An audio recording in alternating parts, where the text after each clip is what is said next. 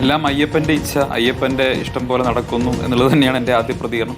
അത് തന്നെയായിരിക്കും അവസാനത്തെ പ്രതികരണവും. കാരണം അയ്യപ്പനോട് കളിച്ചവരാരും രക്ഷപ്പെട്ടിട്ടില്ല എന്നുള്ളതാണ് ചരിത്രം. ഒരുപാട് കാര്യങ്ങളുണ്ട്. ഇപ്പോൾ ശബരിമലയിൽ ഇവർ ചെയ്തിട്ടുള്ള, ശബരിമല ഭക്തരോട്, അയ്യപ്പ വിശ്വാസത്തോട് ഇവർ ചെയ്തിട്ടുള്ള ക്രൂരത എങ്ങനെയാണ് കേരളത്തിലെ അയ്യപ്പ ഭക്തർക്ക് മറക്കാൻ സാധിക്കുക? രാജ്യത്തെ കോടിക്കണക്കിന് വരുന്ന അയ്യപ്പ ഭക്തർക്ക് എങ്ങനെയാണ് അത് മറക്കാൻ സാധിക്കുക?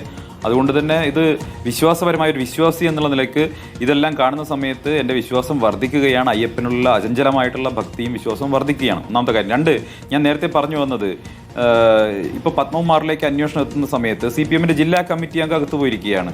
CPM-ന്റെ ജില്ലാ കമ്മിറ്റി അംഗം എന്ന് മാത്രമല്ല, മുൻ MLA ആണ്. ഇപ്പൊ നേരത്തെ ഗുരുദാസിന്റെ APS ആയിരുന്നു വാസു എന്ന് ആലോചിക്കണം. ഒരു CPM-ന്റെ മന്ത്രിസഭയിൽ ഒരു മന്ത്രിയുടെ APS-നെ എങ്ങനെ തെരഞ്ഞെടുക്കുന്നത്? പാർട്ടി നോമിനിയാണ്. 2 തവണ ദേവസ്വം പ്രസിഡന്റായിട്ട്, ദേവസ്വം കമ്മീഷണറും പിന്നീട് ദേവസ്വം പ്രസിഡന്റും ഒക്കെ ഉണ്ടെങ്കിൽ പാർട്ടി നോമിനിയാണ്. പത്മകുമാർ പിന്നെ പാർട്ടിക്കാരൻ തന്നെയാണ്. നമുക്ക് അതിനെയൊന്നും ഇല്ല എന്ന് പറയാൻ നമുക്ക് കഴിയില്ല. അപ്പൊ അതുകൊണ്ട് തന്നെ CPM-ന്റെ ഇൻവോൾവ്മെന്റ് ആണ് പുറത്തു വന്നത്. പാർട്ടി എന്നുള്ള നിലയ്ക്ക് ശബരിമലയിൽ നടന്ന സ്വർണ്ണക്കൊള്ളയിൽ CPM-ന്റെ ഇൻവോൾവ്മെന്റ് പുറത്തു വന്നു. ഇപ്പോൾ നിങ്ങൾ പുറത്ത് പറയുന്ന ഈ പറയുന്ന പത്മകുമാറിന്റെ മൊഴി അത് മുഖവിലേക്ക് എടുക്കുകയാണെങ്കിൽ കടകംപള്ളി സുരേന്ദ്രൻ എന്ന് പറയുന്ന ദേവസ്വം മന്ത്രിയും ഇതുമായി ബന്ധപ്പെട്ട് അറസ്റ്റിലാകാൻ പോകുന്നു എന്നാണ് നമ്മൾ മനസ്സിലാക്കേണ്ടത്. അപ്പോൾ കടകംപള്ളി സുരേന്ദ്രൻ്റെ ഇൻവോൾവ്മെൻറ്റും കൂടി ഈ തരത്തിൽ പുറത്തു വരുന്ന സാഹചര്യത്തിൽ ഞങ്ങൾ ഉന്നയിച്ചിട്ടുള്ള ആക്ഷേപം, ഇതിൽ വലിയ ആളുകൾ പുറകിലുണ്ട് എന്നുള്ളത്.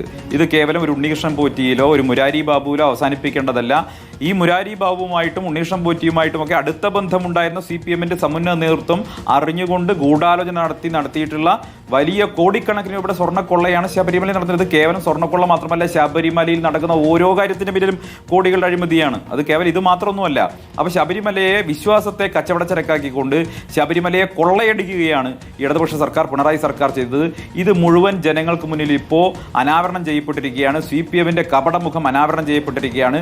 അയ്യപ്പ സംഗമം എന്ന പേരിൽ വിശ്വാസികളെ കബളിപ്പിക്കാൻ വേണ്ടി ഇവർ നടത്തിയിട്ടുള്ള മുതലാളി സംഗമം അത് സമ്പൂർണ്ണമായ തട്ടിപ്പായിരുന്നു എന്നിപ്പോൾ ജനങ്ങൾക്ക് ബോധ്യപ്പെടുന്നു.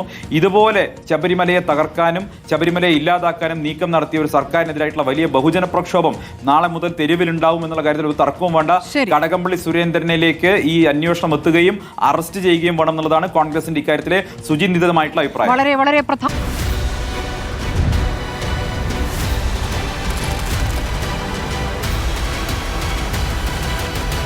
ഡിബേറ്റ് വിത്ത് സ്മൃതി പരുത്തിക്കാട്.